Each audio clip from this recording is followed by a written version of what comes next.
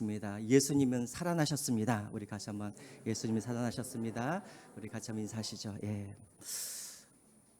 여러분 구원이 무엇라고 생각하십니까? 누군가가 구원이 뭡니까? 라고 물어본다면 여러분들은 구원이 뭐라고 사람들에게 설명을 해 주실 거예요. 구원이 뭔가? 구원.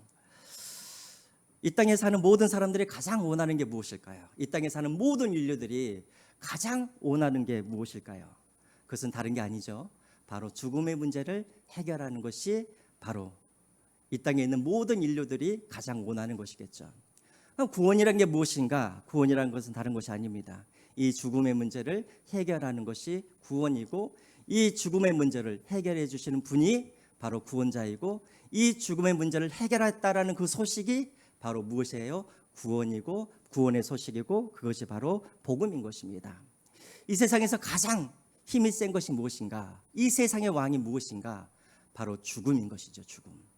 죽음은 모든 것을 다 삼켜버립니다. 그렇죠? 아무리 돈이 많이 갖고 있는 부자라 할지라도, 그리고 아무리 센 군대를 갖고 있는 한 나라의 왕일지라도 이 죽음 앞에서는 무릎을 꿇을 수밖에 없습니다. 그래서 여러분, 세상이 창조된 이후로 인간들은 이 죽음의 문제를 해결하기 위해서 온갖 노력을 다하였지만 이 죽음의 문제를 해결할 수가 없었습니다. 그래서요, 만일 누군가가 이 죽음의 문제를 해결할 수만 있다면, 그래서 그 사람이 이 죽음의 문제를 해결해주고 이 해답을 사람들에게 보여줄 수만 있다면 그 사람이 바로 구원자이고, 그리고 그 사람의 탄생과 그 사람 자체가 복음이라고 우리가 말할 수가 있겠죠. 자, 그렇다면 여러분, 우리 인류 역사상 이 죽음을 정복한 사람이 있었을까요? 이 죽음을 이긴 사람이 있었을까요? 우리 한번 생각해 보죠. 여러분, 인류 역사상 죽음을 경험하지 않은 사람이 있었을까요? 없었을까요? 있었을까요? 없었을까요? 있었어요. 성경에 두 사람이 나오죠. 누구입니까? 에녹과 또 누구죠? 엘리야. 이 사람들은 죽음을 경험하지 아니하고 바로 하나님의 나라로 올라갔던 사람입니다. 그러면 이 사람들은 죽음을 정복한 사람인가? 아니죠. 왜요? 이 사람들은 죽음을 경험해보지 못했기 때문에, 죽음을 경험해보지 못했기 때문에 이들은 죽음에서, 사망에서 이겼다라고 말할 수가 없는 것이죠. 자, 그러면 여러분, 죽었다가 다시 살아난 사람 있었습니까? 없었습니까? 있었었죠. 누구였을까요? 예수님 말고 죽었다가 다시 살아난 사람. 나사로도 죽었다가 살아났고, 또 야이로의 딸, 회당장의 야이로의 딸도 죽었다가 다시 살아났고, 또 누가 있죠? 예, 나인성 과부의 아들도 죽었다가 살아났고, 또 엘리야가 누구를 살렸습니까? 사브락 과부의 아들도 죽었다가 살렸죠. 엘리사도 마찬가지로 수넴 여인의 또 아들을 죽었지만 또 살려냈죠. 자, 그러면 여러분, 이 사람들은 죽었다가 살아났기 때문에 이 사람들은 죽음에서 승리한 사람이라고 말할 수 있을까요? 아니죠. 왜 그렇습니까? 이들은 다시 죽었다고 살아나긴 하였지만 또 시간이 흘러서 이들은 다시 죽었기 때문에 그들은 죽음에서 승리했다라고 말할 수가 없는 것이죠. 자, 그렇다면 죽었다가 죽음을 맛보고 살아나서 그 이후로 죽지 않는 사람 있었을까요? 없었을까요? 있었었죠. 유일한 한 사람, 그가 누구입니까? 바로 예수 그리스도이시죠.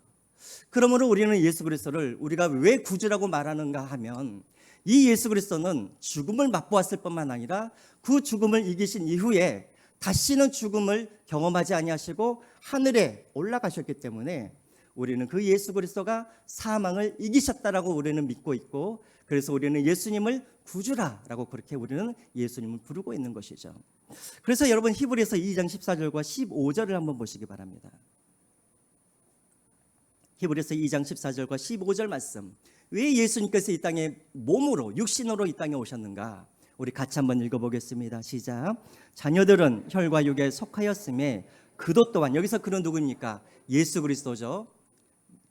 그도 예수 그리스도를 말합니다. 계속 읽겠습니다. 시작. 그도 또한 같은 모양으로 혈과 육을 함께 지니심은 죽음을 통하여 죽음의 세력을 잡는 자 곧 마귀를 멸하시며 또 죽기를 무서워함으로 한평생 메어 종노릇하는 모든 자들을 놓아주려 하심이니. 아멘. 14절과 15절 말씀의 내용이 무엇입니까?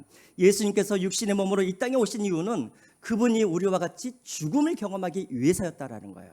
왜 죽음을 경험하셔야 하는가? 죽으셔야, 그리고 그 죽음에서 부활하셔야, 그렇기 때문에 부활하셔야 마귀의 세력, 죽음의 세력을 이기셨다라고, 그것이 증거가 되기 때문에 그렇습니다. 그리고 그분이 육신으로 오셔서 죽으시고 부활하셔야 그 예수 그리스도를 믿는 모든 사람들도 더 이상은 사망의 노예로, 죽음의 종으로 살지 아니하고 그들로 하여금 자유를 주시기 위하여서, 죽음으로부터 해방을 주시기 위하여서 예수님께서 인간의 몸으로 이 땅에 오셨다라는 것이죠. 그러므로 오직 유일하게 예수님만이 죽음을 경험하시고 부활하시고 그 이후에 죽지 아니하시고 하늘에 오르셔서 지금까지도 살아계셔서 우리와 함께 계시기 때문에, 그리고 예수 그리스도를 믿는 자들 모두에게 우리에게 부활의 은혜를 베풀어 주셨기 때문에 우리는 예수 그리스도를 우리가 구주라고 그렇게 고백하고 있다라는 것입니다. 그래서요, 여러분, 세상 사람들은 말을 합니다. 왜 예수만 구원자이냐? 왜 너희 기독교는 그렇게 배타적이냐? 그러나 여러분, 분명한 이유가 있죠. 오직 예수 외에는 이 사망의 문제를, 죽음의 문제를 해결한 사람이 단 한 사람도 없기 때문에 아무리 세상 사람들이 우리를 배타적이라 하고 욕을 할지라도 우리는 예수 그리스도를 우리의 구주로 인정할 수밖에 없다라는 것입니다. 여러분, 이 땅에 존재하는 모든 종교의 창시자들을 한번 보시기 바랍니다. 그들은 모두 죽어서 지금 다 무덤에 갇혀 있는 사람들인 것이죠. 여러분, 불교 한번 보십시오. 석가모니 지금 어디에 누워 있습니까? 인도의 능수 해안이라는 그 지역에 이 석가모니의 지금 시신이 무덤에 갇혀 있는 것이죠. 무슬림을 창조하였던, 무슬림을 만들었던 마호메트, 그의 무덤은 어디에 있습니까? 바로 사우디아라비아에 있는 메카라는 곳에 그는 여전히 무덤 속에 묻혀 있었었죠. 또 유교의 창시자인 공자는 그의 시신이 어디에 있습니까? 중국의 장평양이라는 곳에 그는 여전히 무덤에 갇혀서 지금 거기에 갇혀 있죠. 그들은 여전히 다 무덤에, 사망에 갇혀서 그 사망을 이기지 못했던 사람들입니다. 그러나 예루살렘에 있는 예수님의 무덤은 어떤 무덤입니까? 그것은 빈 무덤이죠. 왜 그렇습니까? 예수님은 죽음에서 이기시고 부활하셨기 때문에 그의 무덤은 빈 무덤이고, 지금은 그의 무덤이 어디에 있는지 알 수조차 없을 정도로 예수님은 살아계셨고 부활하셨다라는 것입니다. 그러므로 아무리 세상이 기독교를 배타적이라고 욕을 해도, 아무리 사람들이 너희들은 왜 그렇게 이기적이냐라고 우리에게 욕을 할지라도, 우리는 예수 그리스도 외에 다른 곳에는 구원이 없다라고 고백할 수밖에 없다라는 것이죠. 그러면 여러분, 사람들이 이렇게 물을 수가 있어요. 그러면 예수가 정말 부활했다라는 증거가 무엇인가? 예수가 정말 부활했다면 나이가 그 증거를 보여달라라고 할 때, 여러분 같으면 어떤 증거를 그들에게 보여줄 수 있겠습니까? 여러분, 먼저 우리가 한 가지 기억해야 할 것이 있습니다. 2000년 전에 예수님께서 정말 이 땅에 태어나셨는가? 그리고 2000년 전에 정말 예수님께서 빌라도에 의해서 죽으셨는가? 이것은 성경에만 기록된 것이 아니에요. 당시 로마의 역사가들도 예수님이 빌라도에 의해서 죽었다라는 것을 이미 역사책에 기록이 되어 있어요. 심지어는 예수님을 믿지 않는 유대인들 중에, 유대인 역사학자 중에 요세푸스라는 사람이 있습니다. 이 요세푸스라는 이 사람도 예수님을 믿지는 않지만 그의 역사책 속에 뭐라고 기록하고 있냐면 빌라도에 의하여서 예수가 죽었다라고 기록하고 있는 거예요. 그러니까 예수님께서 이 땅에 오셨다, 그리고 예수님께서 빌라도에 의해서 죽으셨다라는 이 사실은 성경에만 나와 있는 기록이 아니라 세속적인 역사책에서도 이미 기록하고 있다라는 거예요. 문제는 무엇이냐면 그 예수 그리스도의 그 죽음이 정말 우리를 위한 죽음인지, 그리고 정말 예수 그리스도가 부활하셨는지, 이것만 증거가 되어지면 예수님이 하나님의 아들이라는 것이 확실하게 증거가 된다라는 것입니다. 자, 그렇다면 여러분들, 누군가가 여러분들에게 부활의 증거를 보여달라고 한다면 여러분들은 어떻게 그들에게 부활하셨다라고 여러분들은 사람들에게 예수님의 부활을 소개하시겠습니까? 오늘 이 본문을 통하여서 짧은 시간이지만 다시 한번 우리가 부활에 대해서 정리하는 시간을 가졌으면 좋겠습니다. 이미 제가 부활에 대해서 많이 이야기를 했기 때문에 다 겹치는 이야기예요. 그래서 여러분들이 오늘은 정리하는 그런 의미에서 말씀을 들어주시기 바랍니다. 먼저 첫째, 예수님께서 부활하셨다는 것이 확실하려면 먼저 전제 조건이 있어야 됩니다. 어떤 전제 조건이 있어야 되냐면 예수님의 부활이 확실하다라는 그것이 확실한 증거가 확실하다는 것. 죄송합니다. 제가 아직 다 안 나온 것 같아요. 숨이 차요, 숨이 차. 자, 예수님의 죽음이 확실하다라는 것을 우리가 보여주기 위해서 먼저 전제 조건이 무엇이어야 하냐면 예수님이 확실히 뭐 했다라는 것을 보여줘야 돼요. 예수님이 확실히 죽었다라는 것이 확실한 증거로 나타나야겠죠. 그렇죠. 그러면 여러분, 예수님께서 확실히 죽었다라는 그 증거가 어디에 있습니까? 어디에 있어요? 예수님께서 확실히 죽었다라는 증거. 우리가 이미 3주 전에 다 살펴본 말씀이죠. 첫 번째로 예수님의 죽음의 장소를 보면 알 수가 있습니다. 여러분, 예수님은 어디에서 죽으셨어요? 골고다 언덕 위에서 죽으셨죠.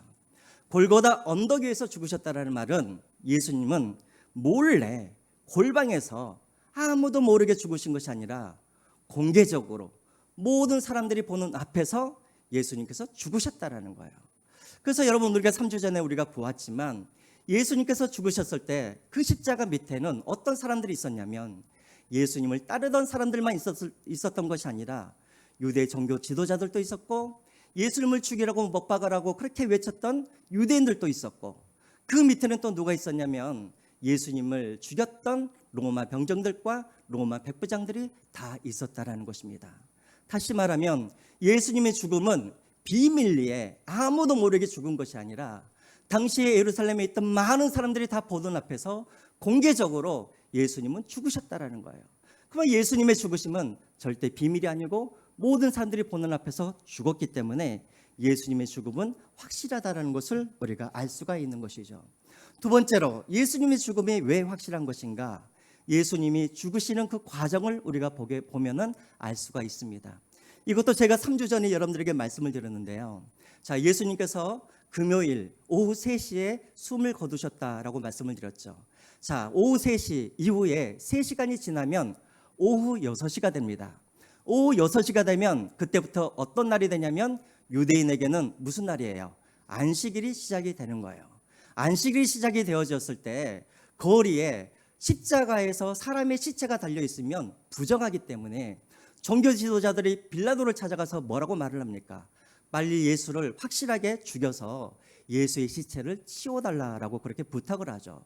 자, 그래서 그 명령을 받은 로마 군인들이 예수님 앞에 나아가서 예수님이 죽으신 것을 확인한 다음에 그 다음에 예수님의 죽음을 더 확실하게 확인하기 위하여서 어떻게 합니까? 예수님의 옆구리에 무엇을 집어넣죠? 창으로 예수님의 옆구리를 찌르게 되어지죠. 자, 예수님의 옆구리를 창으로 찌르니까 거기에서 무엇이 쏟아져 나왔어요? 예수님의 피와 물이 쏟아져 나왔다라고 되어 있죠. 여러분, 여기에서 물이 쏟아져 나왔다라는 의미는 무슨 말이냐면 더 이상 심장이 제 기능을 못하고 있다라는 의미를 가지고 있는 거예요. 심장이 제 기능을 못하고 멈춰버렸기 때문에 물이 쏟아져 나오는 것입니다. 다시 말하면 그 피와 물이 쏟아지는 것을 보고 로마 병정들은 확실히 예수님께서 죽으셨다라고 이들은 확신을 하고 예수님의 시신을 누구에게 넘겨줍니까? 아리마대 요셉에게 예수님의 시신을 넘겨주죠. 자, 그런데 여러분, 아리마대 요셉도 마찬가지입니다. 아리마대 요셉이 예수님의 시신을 장사할 때도 그가 몰래 그 시신을 장사하는 게 아니었어요. 그 모든 과정을 다 누가 지켜봤냐면 예수님을 따르던 여자들도 지켜봤고 그리고 로마의 군인들도 지켜봤고 종교 지도자들도 그 예수님의 그런 시신을 장사하는 장면을 다 지켜보았고 그리고 아리마대 요셉의 무덤에 예수님의 시신을 안치하는 것까지 모든 사람들이 그것을 다 보았다라는 거예요. 그러므로 여러분, 예수님께서 죽으셨다라는 이 사실은 아무도 부인할 수 없는 그런 정확한 사실이라는 것을 우리가 먼저 알아야 합니다. 자, 그렇다면 이제 예수님께서 부활하셨다는 증거가 무엇인가? 오늘 본문에도 나와 있죠. 여러분, 오늘 본문에 보시면 일요일 아침이 되어지자 일찍 여인들이 예수님의 무덤을 찾아갔을 때 예수님이 그 무덤 안에 계셨습니까? 안 계셨습니까? 예수님이 그 무덤 안에 안 계셨었죠. 무덤이 빈 무덤이 된 것이죠. 여러분 저를 한번 보시죠. 예수님의 무덤이 빈 무덤이 되었다라는 것은 두 가지 가능성 중에 하나일 것입니다. 첫 번째 가능성은 무엇이냐면 정말 예수님께서 예언하신 대로 예수님께서 부활하셨을 가능성이 있고요.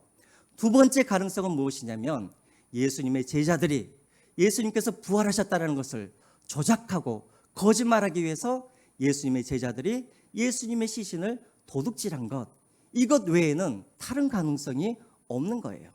자, 그렇다면 여러분, 과연 제자들이 예수님의 무덤에서 예수님의 시신을 도둑질을 할 수가 있었을까요? 여러분, 우리가 하나만 찾아보겠습니다. 마태복음 27장 62절부터 66절까지 말씀입니다. 마태복음 27장 62절부터 66절까지 말씀. 제가 읽겠습니다. 그 이튿날은 준비일 다음 날이라. 이 말은 무슨 날이냐면 안식일이라 했던 것이죠. 자, 대제사장들과 바리새인들이 함께 빌라도에게 모여 이르되 주여, 저 속이던 자가 살아있을 때 예수님을 말하죠. 내가 사흘 후에 다시 살아나리라 한 것을 우리가 기억하노니 그러므로 명령하여 그 무덤을 사흘까지 굳게 지키게 하소서. 그의 제자들이 와서 시체를 도둑질하여 가고 백성들에게 말하되 그가 죽은 자 가운데서 살아났다 하면 후에 속임이 전보다 더 클까 하나이다 하니 빌라도가 이르되 너희에게 경비병이 있으니 가서 힘대로 굳게 지키라 하거늘 그들이 경비병과 함께 가서 돌을 임봉하고, 돌을 임봉했다는 말은 무슨 말입니까? 돌을 막아놓은 다음에 거기에다가 도장을 찍었다는 말이죠. 임봉하고 굳게 지키니라 라고 되어 있습니다. 여러분 보십시오. 당시 예루살렘에는 어떤 소문이 퍼지고 있었냐면 예수님께서 자기가 죽으시고 그리고 3일 후에 부활하실 것이라고 말했다라는 그 소문이 이미 퍼져 있었습니다. 그래서 사람들은 궁금했었어요. 정말 저 사람이 죽었다가 다시 살아날 것인가에 대한 궁금증을 가지고 있었다는 것이죠. 그런데 이 소문을 누구도 들었냐면 바로 유대 지도자들도 이 소문을 듣고 그리고 빌라도에게 부탁을 하는 것이죠. 절대 그 예수의 제자들이 예수의 시선을 훔쳐가지고 예수가 진짜 부활했다라고 거짓말을 하지 못하도록 경비병을 세워서 이 굴을 지켜달라고, 무덤을 지켜달라고 그렇게 부탁을 했다라는 것이죠. 여러분 한번 생각을 해보세요. 예수님의 제자들은 지금 어떤 상태입니까? 혹여라도 로마 군사들한테 잡혀서 자기도 예수님처럼 십자가에 못 박혀서 죽을까 봐 다들 문을 잠그고 덜덜덜덜 떨고 있을 그런 상태였습니다. 그런 제자들이 돌을 지키고 있는 그 병사들과 싸워서 예수의 시신을 훔쳐가지고 그리고 도망 나올 수 있었을까요? 그것은 절대 불가능한 일이었다는 것입니다. 이것을 통하여서 우리가 알 수 있는 것은 무엇이냐면 바로 예수님이 확실히 부활하셨다라는 증거가 바로 이 빈 무덤이 바로 그 증거가 된다라는 것이죠. 그리고 또한 예수님의 부활이 절대 조작되거나 거짓말이 아니라는 증거가 또 한 가지 있습니다. 오늘 본문에 보면은 1절과 2절에 나와 있는데요. 우리 1절과 2절을 같이 한번 보겠습니다. 1절과 2절입니다. 우리 같이 한번 읽어볼까요? 시작. 안식일이 지남에 막달라 마리아와 야고보의 어머니 마리아와 또 살로메가 가서 예수께 바르기 위하여 향품을 사다 두었다가 안식일 후 첫날 매우 일찍이 해 돋을 때에 그 무덤으로 가며, 예수님의 부활을 처음 목격한 사람들의 이름이 명단들이 나오죠. 막달라 마리아, 야고보의 어머니 마리아, 그리고 살로메, 이 여자들이 예수님의 부활의 첫 증인인 거예요. 자, 그러면 여러분들에게 한번 질문을 할게요. 이 사람들은 예수님께서 부활하셨다라는 것을 믿고 예수님의 무덤에 찾아갔을까요? 아니면 믿지 않고 찾아갔을까요? 기대하지 아니하고. 예수님께서 부활하실 것을 믿고 찾아갔을까요? 아니면 부활을 기대하지 못한 채 찾아갔을까요? 그것을 어떻게 알 수가 있습니까? 이들이 무엇을 갖고 가고 있어요? 향품을 가지고 가고 있어요. 향품은 뭐에 쓰는 거냐면 그때 당시에 무덤은 다 동굴로 되어 있었습니다. 그렇기 때문에 시체가 썩으면 무덤 안에 그 썩은 냄새가 가득하기 때문에 이 향품을 시체에 바르거나 그 옆에 두게 하여서 냄새가 나지 않도록 하기 위함이라는 것이죠. 만약에 예수님께서 부활하실 것을 이들이 기대하였다면 그들은 향품을 가지고 가지 않았겠죠. 자, 그런데 핵심은 이게 아닙니다. 왜 이 여자들이 부활의 첫 증인이 되었느냐는 것이죠. 여러분, 2000년 전에 로마 시대 때는요, 여자들의 증언은 법적으로 채택이 되었을까요? 채택이 안 되었을까요? 법적으로 채택이 안 됐어요. 아무리 100명, 1000명의 여자들이 한 사건을 보고 똑같이 증언을 할지라도 여자들이 법정에서 증언하는 그 증언은 법적으로 아무런 효력이 없었다라는 것입니다. 자, 그러면 여러분 한번 생각을 해보십시오. 만약에 예수님의 제자들이 예수님의 부활을 거짓으로 꾸미거나 조작하려고 했다면 그 예수님의 첫 증언을 여자로 세웠을까요? 안 세웠을까요? 여자로 세우지 않았겠죠. 믿을 만한 사람들을 첫 증인으로 세웠겠죠. 예를 들자면 아리마대 요셉이라는 사람 같은, 또 니고데모와 같은 사람, 부자이기도 하고 유대인들에게 존경받는 사람을 첫 증인으로 그들이 조작했다면 오히려 사람들이 잘 믿었겠죠. 그러함에도 불구하고 이들이, 이 마태도 그렇고 마가, 누가, 요한도 마찬가지지만 이 첫 증인을 사람들은 믿어주지도 아니하는 여자들 세웠다는 말은 무슨 말이냐면 이들은 예수님의 부활을 조작할 의도가 있었다라는 말입니까? 없었다는 말입니까? 조작할 의도가 없었다라는 말이겠죠. 특별히 여기에 문제가 되어 있는 여인이 하나가 있어요. 바로 막달라 마리아예요. 이 막달라 마리아는 어떤 여인이냐면 여러분 9절을 한번 보시기 바랍니다. 9절에 이 막달라 마리아라는 여인을 뭐라고 소개를 하고 있냐면 예수께서 안식 후 첫날 이른 아침에 살아나신 후 전에 뭐라고 되어 있습니까? 7 귀신을 쫓아내어 주신 막달라 마리아에게 먼저 보이시니라고 되어 있습니다. 이 막달라 마리아는 어떤 여인이냐면 7 귀신이 들린 여인이었어요. 그래서 예수님께서 그 7 귀신을 쫓아내어줬던 그런 여인이었다라는 것이죠. 자, 여러분 한번 이제 생각을 해보십시오. 막달라 마리아가 예수님의 무덤에서 예수님께서 부활하신 것을 보았습니다. 그리고 마을로 가서 사람들에게 증언을 합니다. 예수님께서 부활하셨다. 그러면 사람들이 그것을 듣고 뭐라고 하겠습니까? 가난하고 무식한 여인의 말을 믿을 리도 없겠죠. 특별히 막달라 마리아는 어떤 여인입니까? 과거에 귀신 들린 경력이 있는 여인이죠. 만약에 사람들이 막달라 마리아의 그 이야기를 들었다면 아마 사람들은 이렇게 조롱을 했을 거예요. 막달라 마리아가 또 귀신에 들렸을 것이다 라고 그렇게 이야기를 했을 거라는 것이죠. 그런데 예수님께서 가장 먼저 누구에게 보이시냐면 막달라 마리아에게 보이시고 그 막달라 마리아로 하여금 예수님의 부활을 증언하도록 하셨다라는 것입니다. 자, 그래서 한번 보십시오. 11절에 보시면 막달라 마리아가 제자들에게 예수님께서 부활하셨다라고 전했지만 제자들이 그의 말을 들었을까요? 믿었을까요? 안 믿었을까요? 믿지 않았다라고 나와 있죠. 왜요? 여자의 말이기 때문에, 특별히 귀신에 들렸던 막달라 마리아의 말이었기 때문에 예수님의 제자들도 그의 말을 믿지 않았다라고 기록되어 있는 거예요. 자, 보세요. 제가 만약에 성경을 쓰는 사람이었다고 한다면 저는 절대로 막달라 마리아나 여자들을 첫 번째 증인으로 저는 세우지 않았을 거예요. 확실하게 부활을 조작하려고 했다면, 확실하게 부활을 꾸미려고 했다면 확실한 사람을 세워서 그래서 그 사람으로 하여금 첫 번째 증인이 되어서 사람들에게 알리도록 하였겠죠. 그럼에도 불구하고 막달라 마리아를 세우신 이유는 무엇이냐면 부활은 확실한 사건이기 때문에, 부활은 그 누구도 부인할 수 없는 확실한 사건이었기 때문에 이 성경의 저자들은 그것을 조작하려 하지 않았다라는 것입니다. 이것 자체가 증거라는 것이죠. 또 한 가지 증거가 있습니다. 예수님의 부활은 몇몇 사람들에게만 보여진 그런 부활이 아니라 많은 사람들에게 예수님은 자신의 그런 부활을 보여주셨다라는 거예요. 우리 고린도전서 15장 5절부터 8절까지 말씀, 이미 잘 알고 있는 말씀이죠. 우리 한번 보겠습니다. 고린도전서 15장 5절부터 8절 말씀입니다. 제가 읽겠습니다. 게바에게 보이시고 후에 12 제자와 그 후에 500여 형제에게 일시에 보이셨나니 그 중에 지금까지 대다수는 살아있고 어떤 사람들은 잠들었으며 그 후에 야고보에게 보이셨으며 그 후에는 모든 사도에게와 맨 나중에 만삭이 되지 못한 난자와 같은 내게도 보이셨느니라. 여기서 내게도라는 사람은 사도 바울을 말하는 것이겠죠. 여러분 여기에서 한번 여러분들이 수를 한번 세보십시오.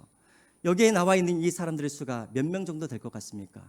적어도 513명 이상은 됩니다. 근데 여러분 여기에서 잘 보시면 여기에서 명단에 빠진 사람들이 있어요. 어떤 사람이 빠져 있습니까? 누가 빠져 있어요? 게바에게도 보이시고 제자에게도 보이시고 500의 형제에도 보이시고 예수님의 동생이었던 야고보에도 보이시고 사도 바울에도 보이시고. 근데 빠졌어요. 명단에 누가 빠져 있습니까? 네? 여자들이 빠져 있죠. 오늘 본문에 나와 있는 이 세 명의 여자들도 빠져 있습니다. 다시 말하면 사도 바울이 여기에 적어놨을 때 남자들만 적어놨다라는 거예요. 남자들만 수가 몇 명이냐면 적어도 513명이라는 거예요. 그러면 여러분 여자들까지 그 수를 만약에 포함했다면 그 수가 얼마나 되었을까요? 적어도 1000명 이상은 되었겠죠. 그러니까 여러분 예수님께서 부활하신 다음에 몰래 자기 제자들에게만 보여주셨다가 했다면 사람들이 믿지 않았을 거예요. 그런데 적어도 500명에 넘는 형제들과 그리고 더 많은 여자들에게 예수님은 공개적으로 자신의 부활을 보여주었다라는 거예요. 그런데 여러분 문제는 여기에 있지 않습니다. 많은 사람들이 예수님을 믿었다고 보았다고 해도 그들이 서로 말을 맞추면 되잖아요. 그렇죠? 그러면은 수가 많다라는 것이 증거가 아니라 그러면 무엇이 증거가 되어지는가? 바로 5절부터 8절에 나와 있는 이 사람들이 예수를 보고 난 다음에 이들이 어떻게 살아났는지를 우리가 보면, 이들이 어떻게 살아갔는지를 우리가 보면, 그들이 어떻게 변화되었는지를 우리가 보면 우리가 이 사람들이 정말 부활하신 예수를 만났는지 안 만났는지를 우리가 알 수가 있다라는 것입니다. 첫 번째 여러분 게바를 한번 보십시오. 여러분 게바는 어떤 사람입니까? 로마 사람들에게, 로마 군인들에게 혹시나 잡혀갈까 봐 요정 앞에서 예수님을 몇 번이나 부인을 했습니까? 3번이나 예수님을 부인했던 사람이었죠. 그리고 예수님께서 죽으신 다음에는 한 집에 들어가서 혹시라도 잡혀갈까 봐 문을 꼭꼭 그렇게 잠그고 거기에서 숨어있던 사람이 바로 이 베드로였다라는 것이죠. 그런데 그 베드로가 부활하신 예수님을 만나고 나서 어떻게 변하게 되어집니까? 우리가 사도행전 우리가 2장과 3장에 보면은 사도 바울이 예루살렘 성에서 그리고 5,000명, 6,000명, 10,000명 되는 그런 사람들 앞에서 공개적으로 누구를 증거합니까? 부활하신 예수 그리스도를 그가 공개적으로 증언을 하고 있죠. 그래서 심지어 유대 종교 지도자들이 베드로를 불러서 더 이상 네가 복음을 전하면 반드시 너를 죽이겠다라고 그렇게 협박했을 때에도 이 베드로는 죽음을 두려워하지 아니하고 많은 사람들 앞에서 계속해서 복음을 전하는 사람으로 바뀌게 되었다라는 것입니다. 그리고 그렇게 부활을 증거하다가 결국에는 네로 황제에게 잡혀서 그는 십자가에 거꾸로 매달려서 죽게 되어지죠. 여러분 또 예수님의 제자 중에 도마라는 사람이 있습니다. 여러분 도마는 어떤 사람입니까? 예수님을 반드시 보아야 자기는 믿겠다고 했던 사람입니다. 예수님의 그런 못이 박혀있는 손과 발을 내가 만져봐야, 예수님께서 창에 찔리신 그 허리를 내가 만져봐야 내가 예수님께서 부활하셨다는 것을 내가 믿겠다라고 그렇게 말했던 사람이었습니다. 그런데 그 도마가 실질적으로 예수님을 보게 되어지죠. 그리고 나서 도마가 어떻게 합니까? 바로 인도로 넘어가게 되어지죠. 그리고 인도에서 부활하신 예수 그리스도를 도마는 예수님을 전하다가 거기에서 원주민들의 창에 맞아서 순교하여서 죽게 되어집니다. 자, 여러분 7절에 나와 있는 야고보, 이 야고보는 누구냐면 예수님의 동생 야고보인 것이죠. 우리는 알고 있죠. 이 야고보 예수님이 미쳤다라고 생각을 했던 사람이었습니다. 그래서 예수님을 강제적으로 잡아서 자기의 고향 집으로 데려가려고 했던 사람이 바로 이 야고보였다라는 것이죠. 그런데 이 야고보가 미쳤다라고 생각했던 그 예수를, 부활하신 예수를 그가 만나고 나서 그는 어떤 사람이 되냐면 예루살렘 교회의 지도자가 되어지죠.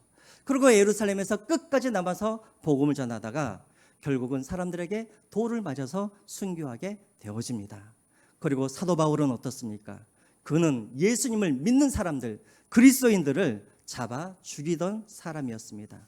그런데 그가 어떻게 됩니까? 오히려 예수 그리스도를 전하다가 순교하는 사람으로 바뀌게 되었다라는 것이죠. 여러분 한번 보십시오. 사람의 수가 아니라 그 예수 그리스도를 만났던 이 사람들이 어떻게 변화해야 되는지, 부활하신 예수님을 만나기 전과 부활하신 예수님을 만나고 난 후에 이들의 삶이 어떻게 변화했는지를 보게 되어지면 예수님이 분명하게 부활했다라는 것을 우리가 알 수가 있는 것이죠. 여러분 한번 생각을 해보십시오. 이들이 거짓말 때문에, 이들이 부활을 조작하였다면, 이들이 부활을 꾸며낸 이야기였다면 어떤 어리석은 사람이 그 거짓말을 위하여서, 그 꾸며낸 이야기를 위하여서 자기의 목숨을 바칠 사람이 이 세상에 어디에 있겠습니까? 그런데 그들이 목숨을 바쳤다라는 말은 무슨 말입니까?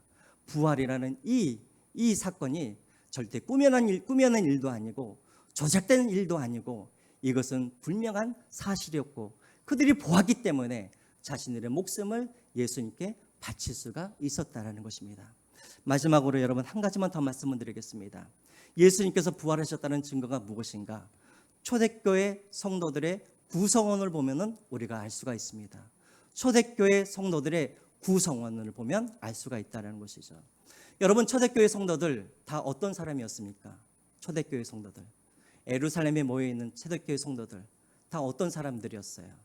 이들은 다 이방인이 아니라 누구였어요? 다 유대인들이었어요. 유대인들.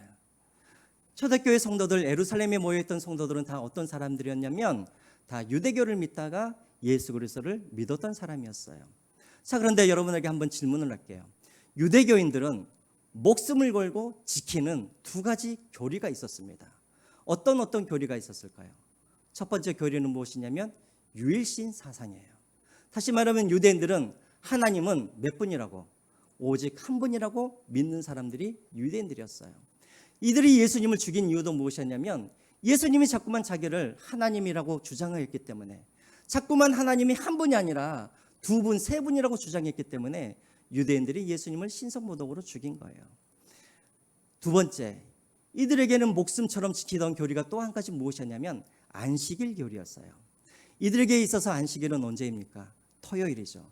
이들은 토요일 날 반드시 안식일을 지켜야 했었어요. 그래서 1500년 전에 모세가 십계명을 만든 그 이후부터 1500년 동안 유대인들은 항상 머릿속에 어떤 생각이 있었냐면 토요일 날 안식일을 지키지 아니하면 하나님의 심판을 받아서 죽게 될 것이다라는 그런 믿음을 가지고 1500년 동안 살아왔던 사람들이었어요. 자, 그런데 여러분 유대교에서 그리스도교로 바꾼다란 말은 무슨 말입니까? 첫 번째로 유일신 사상을 포기한다라는 말이에요. 자, 그리스도를 믿게 되어지면, 기독교를 믿게 되어지면 이제는 어떤 하나님을 믿게 되냐면 유일하신 하나님이 아니라 성부와 성자와 성령의 삼일체 하나님을 믿어야 되는 거예요. 무슨 말인지 알겠죠? 그렇기 때문에 그들에게 유일신 사상이 깨어질 수가 있는 거예요. 두 번째로 이들이 예수 그리스도를 믿게 되어지고 기독교로 개종하게 되어지면 이제 그들은 언제 모이게 되어지죠? 토요일이 아니라 주일에 모여서 예배를 드리게 되어 있습니다. 왜 주일날 모여서 예배를 드리게 됩니까? 주일이 어떤 날이기 때문에, 일요일이 예수님께서 부활하신 날이기 때문에. 그래서 여러분 한번 생각을 해보십시오. 이들이 유일신 사상을 포기한다는 의미는, 그리고 안식일을 지키지 않는다는 의미는 무슨 말이냐면 이들은 목숨을 내어놓았다는 말이에요. 무슨 말인지 알겠죠? 그들이 목숨을 내어놓고 삼일체 하나님을 믿고 그리고 주일에 예배를 드렸다는 의미는 무엇이냐면 이들은 부활하신 예수님을 만나지 않았다면 절대로 포기할 수 없는 교리였다는 것입니다. 이해가 되시죠? 그러므로 여러분 유대인들이 그리스도교로 기독교로 바뀌었다는 그 자체가 이들은 예수 그리스도를 만났다, 부활하신 예수님을 확실히 믿었다라는 그런 증거가 된다라는 것입니다. 여러분 이제 말씀을 맺겠습니다. 전에도 한번 여러분들에게 이런 예화를 한번 든 것 같은데요. 어느 날 한 번은 어떤 성도가 무디 목사님을 찾아와서 무디 목사님에게 부탁을 했습니다. 지금 우리 집에 장례가 났는데 오셔서 장례 설교를 해달라고 무디 목사님에게 부탁을 했어요. 근데 그때 이제 무디 목사님이 한참 젊었을 때였는데 한 번도 장례식에 가서 장례 설교를 해본 적이 없었어요. 그래서 이제 예수님께서는 장례식 때 어떤 설교를 했는지 한번 그가 보기 위하여서 복음서를 뒤졌습니다. 복음서를 뒤졌더니 예수님께서는 한 번도 장례식장에서 장례 설교를 해본 적이 없었다라는 것을 그가 뒤늦게 발견하게 돼요. 여러분, 왜 예수님께서는 장례식장에서 한 번도 설교를 안 하셨을까요? 왜 그랬을까요? 페이를 안 주셔서 그랬을까요? 왜 예수님은 장례식장에서 한 번도 설교를 안 하셨을까요? 예수님께서 가시는 장례식마다 그 장례식장에서 죽었던 그 사람들이 다 어떻게 되었어요? 살아나 버렸어요. 그래서 장례식장이 무슨 날로 변해버렸어요?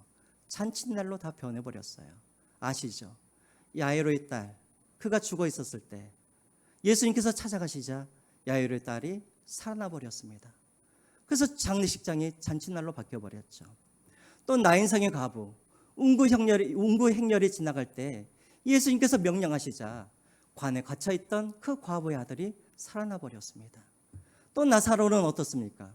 그는 죽은 지 3일이 지나버려서 이미 몸에서 썩은 내가 났음에도 불구하고 예수님께서 나사로야 나오라 하시니 그가 죽음에서 깨어나서 무덤 밖으로 나왔다라는 것이죠.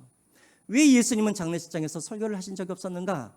장례식장에 가시면 죽은 자가 살아나고 장례식장이 어떤 날로? 잔칫날로 바뀌어버렸기 때문에 예수님은 장례식장에서 설교한 적이 없었다라는 것을 무디가 발견하게 된 것이죠. 여러분, 왜 이런 일들이 생깁니까? 예수 그리스도, 그분이 바로 생명의 근원이 되시고 그분이 부활이시기 때문에, 그리고 그분은 죽은 자의 하나님이 아니라 산 자의 하나님이시기 때문에 죽음이 예수님 앞에서는 왕노릇을 할 수가 없었기 때문에 예수님은 장례식장에서 설교를 하실 필요가 없었다라는 것입니다. 사랑하는 성도 여러분, 여러분 중에 혹시라도 나는 왜 예수를 믿고 있지? 예수를 믿으면 무엇이 좋지? 아마 여러분 중에 그런 궁금증이 갖고 계신 분들이 계신다면 여러분, 장례식장을 가보십시오. 오늘 김기수 집사님네 장례식을 한번 같이 가보십시오. 장례식장에 가보면 왜 내가 예수를 믿고 왜 내가 예수를 믿어야 되는지를 알 수가 있다는 것이죠. 믿지 않는 자들의 장례식을 가면 슬픔이, 그리고 애통함이, 후회함이 그 장례식장을 덮고 있습니다. 하지만 믿는 자들의 장례식장을 가보면 거기에는 마치 잔치 날처럼 사람들이 기뻐하고 소망 가운데 장례식을 치르는 것을 우리가 보게 되어진다는 것이죠. 오늘날도 마찬가지입니다. 예수 그리스도를 믿는 우리는 부활의 소망을 가지고 살아가고 있기 때문에 여러분, 다른 어떤 증거가 필요 있는 것이 아닙니다. 여러분, 한 사람 한 사람이 부활을 믿고 부활의 삶을 살아간다면 사람들은 여러분들의 변화된 삶과 그런 부활의 그런 삶을 통하여서 예수님께서 부활하셨다는 것을 사람들은 보게 될 것입니다. 마지막으로 여러분, 요한복음 16장 몇 절 말씀이죠? 있습니까? 15절 말씀인가요? 25절 말씀인가요? 제가 그냥 한번 보겠습니다. 우리 다 아는 말씀이죠. 예수께서 이르시되 나는 부활이요 생명이니 죽어도 살겠고 무릇 살아서 나를 믿는 자는 영원히 죽지 아니하리라. 보십시오, 여러분. 예수님께서 마르다와 마리아에게 뭐라고 하시냐면 나는 부활이요 나는 생명이니 나를 믿는 자는 죽어도 살겠고 무릇 살아서 나를 믿는 자는 영원히 죽지 아니하리라 라고 말씀하십니다. 그런데 그 다음에 마르다와 마리아에게 뭐라고 말씀하시냐면 이것을 네가 믿느냐라고 말씀하고 있는 것입니다. 잘 보십시오. 예수님은 이것을 네가 아느냐라고 묻는 것이 아니라 이것을 네가 믿느냐라고 말씀하고 있는 것이죠. 제자들도 예수님의 부활을 알고는 있었습니다. 하지만 그들은 예수님의 부활을 믿지 않았습니다. 그래서 두려워하고 슬퍼하고 애통해하고 있었다라는 것이죠. 오늘 우리도 마찬가지입니다. 우리에게 중요한 것은 예수의 부활을 아는 것이 중요한 것이 아니라 예수의 부활을 믿는 것이 중요하다는 것이죠.